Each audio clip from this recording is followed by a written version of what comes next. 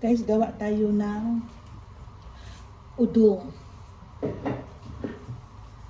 Gagamit tayo guys ng olive oil. Kunti lang naman.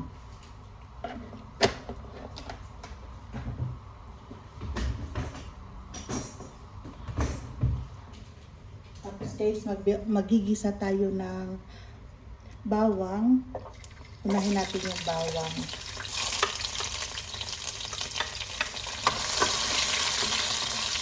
At sibuyas.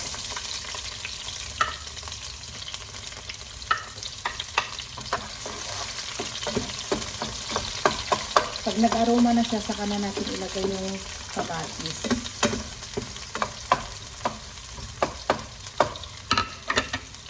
Ito yung lulutuin natin ngayon, sardinas at saka udong. Made in Thailand to guys. Nabili ko to sa Asian market. Pero itong ligom sa atin galing. Ito yung dish namin ngayon. Kami lang naman yan guys ang kakain ng kasama ko sa bahay. Ulam namin yan ngayon. At saka pala guys, itong dahon ng alugbati, hinarbis lang namin. At meron kaming maliit na tanim. Ito, unang harvest namin ng dahon ng alugbati guys. Ilalagay namin ito para kahit pa paano may gulay naman kami.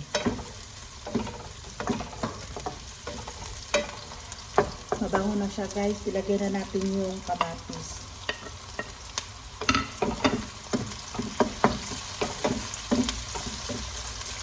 Siya nga pala guys, wala kaming magic cubes, kaya ang gagamitin namin. Tapos, ito guys, kasi wala kaming magic cubes, ito na lang ang ilalagay namin na pampalasa. Patis. Galing din to sa Asian market guys.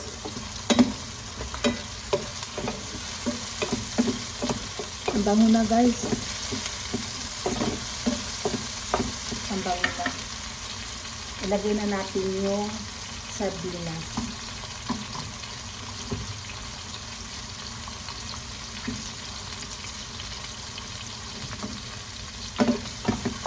Pero mas masarap yung, alam niyo guys, yung durog na yung kamatis. Ito siya guys. Yung durog na siya.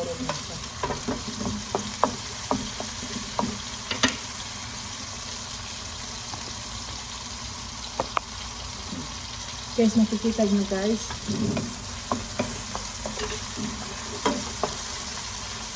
Lagyan na natin yung sardinas. Guys, ang daming laman guys ng isa.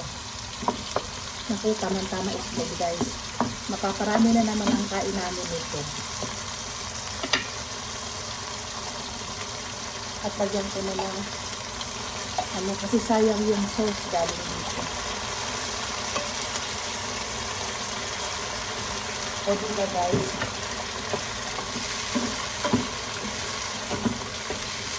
Dito guys, sa amo namin, kahit pa paano hindi masyado maselang sila sa amoy. Kasi kumakain din sila guys ng sardinas, mga seafood, kumakain din sila. Guys, lagyan ko na ng paminta, black pepper. At saka onion powder guys.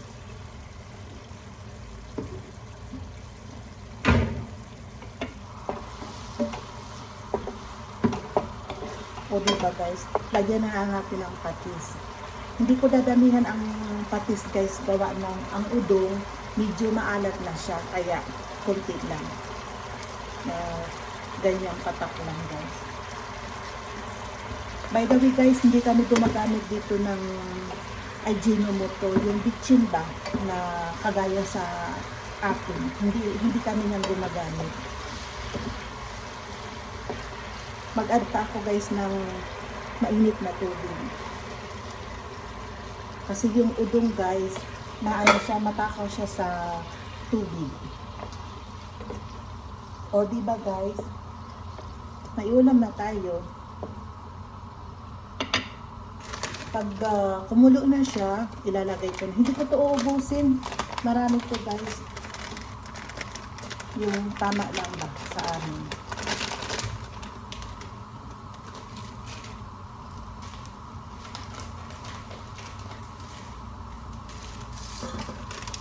Papahuli ko na guys yung dahon ng dahon kasi madali lang yan.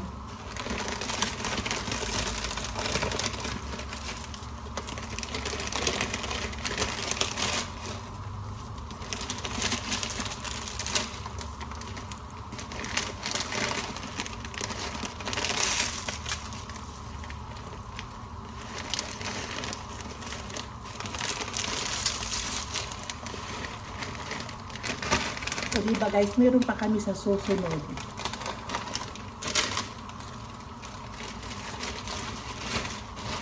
Ito guys, pang amin lang to.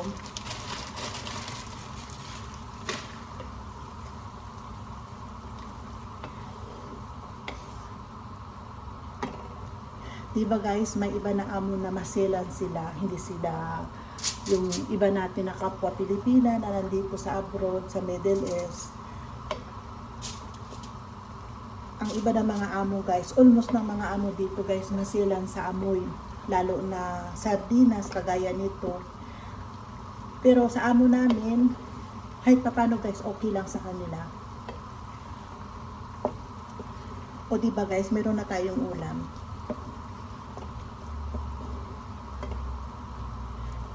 Tikman ko lang guys kung okay na yung lasa.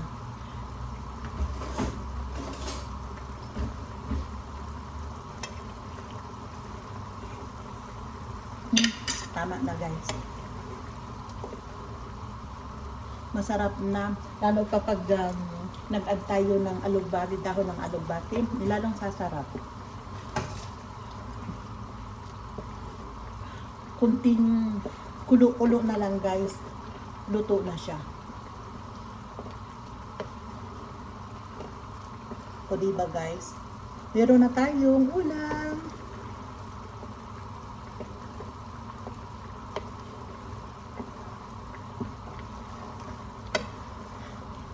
Parang dagdagan ko pa siya guys ng kunting tubig. Kukuha ako ng mainit na tubig guys.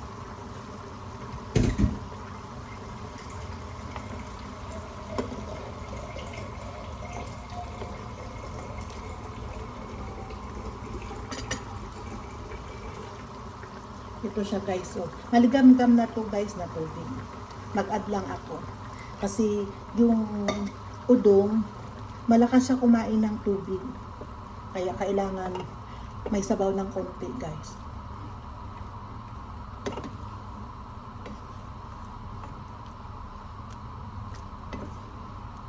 O diba guys, nakaluto na ng ulam. Ganyan lang ang buhay. At by the way guys, papampatak na patis, gawa ng nag-add ako ng tubig. Yan, tama na yan guys. Kasi yung udong medyo maalat-alat na siya. Hindi ko yun na yan guys nilagyan ng asin Wala nang asin-asin yan. Ang pinaglagay ko lang yan na pampadasa, patis, black paminta, at powder onion. Yun lang guys. Ang nakakapasarap naman lang dito guys, itong dahon ng alugbati. So kahit pa paano meron tayong gulay.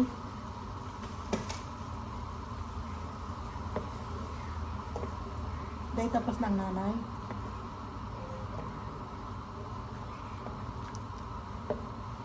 Kunting pulo-pulo na lang guys, maluluto na.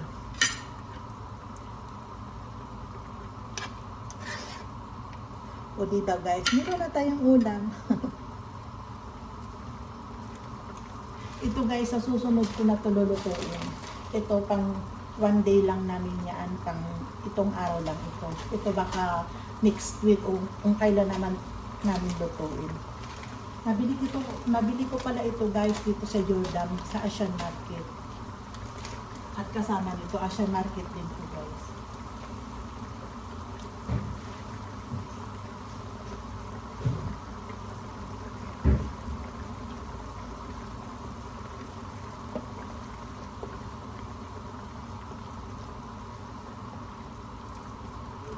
Madam?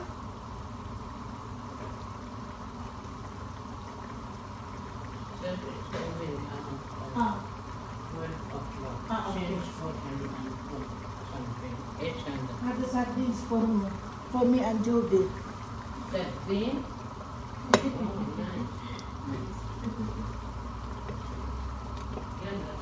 Yun, now,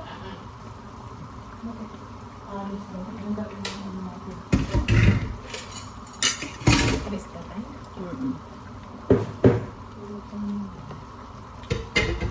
11 pa naman, ang pa naman 12. Ngayon, maya tulog pa siya. Tulog pa siya, Bill.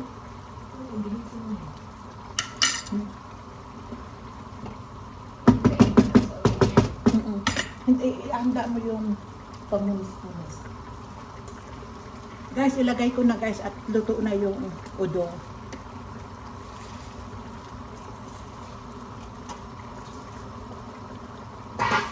O diba guys? Luto na siya guys.